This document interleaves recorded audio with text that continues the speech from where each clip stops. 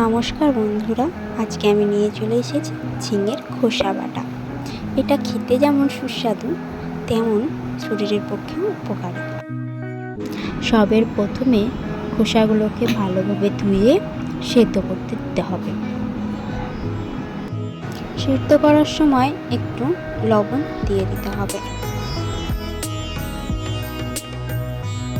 আমি এখানে সেদ্ধ করতে দিয়ে দিলাম, তো ঢাকনাটা দিয়ে দেব।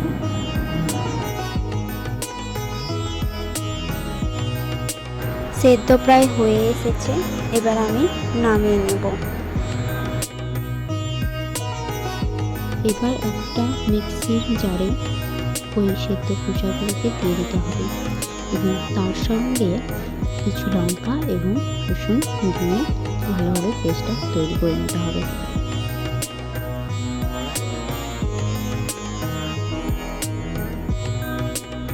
আমার এখানে পেস্টটা তৈরি করা হয়ে গেছে। এবার একটা কড়াই সাদা তেল দিয়ে তার মধ্যে লঙ্কা এবং কালো জিরের ফোড়ন দিতে হবে।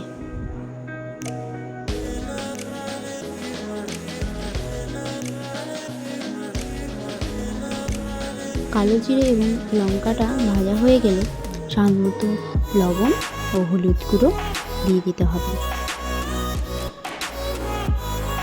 এরপর পেস্ট বাটাটা তার মধ্যে দিয়ে দিতে হবে এবং একটু নাড়াচাড়া করে তাতে কেউ যদি ঝাল খেতে চায় তাহলে শুকনো লঙ্কা গুঁড়ো দিতে পারে এবং এটা ভালোভাবে নাড়তে হবে যাতে সবুজ সবুজ ভাবটা চলে যায়। যে সবুজ সবুজ ভাবের একটা গন্ধ থাকে সেটা চলে যায় এবং যে রসুনটা দিয়েছিলাম সেটার গন্ধটাও চলে যায়। ভালোভাবে নিয়ে নিতে হবে। যখন হলুদ ভাব চলে আসবে তখন সেটাকে নামিয়ে নিতে হবে।